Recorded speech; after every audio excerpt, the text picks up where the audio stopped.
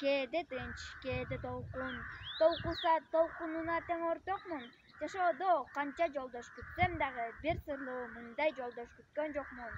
Ысык көл. Кыргыз элинин бермети ысык көл. Ал тоо арасында жайгашкан. Анын тарыхта түрлүү аттары сакталып калган.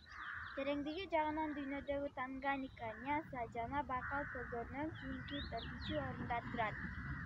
Ысык көлгө 80ден ашык агым суу келип кошулат.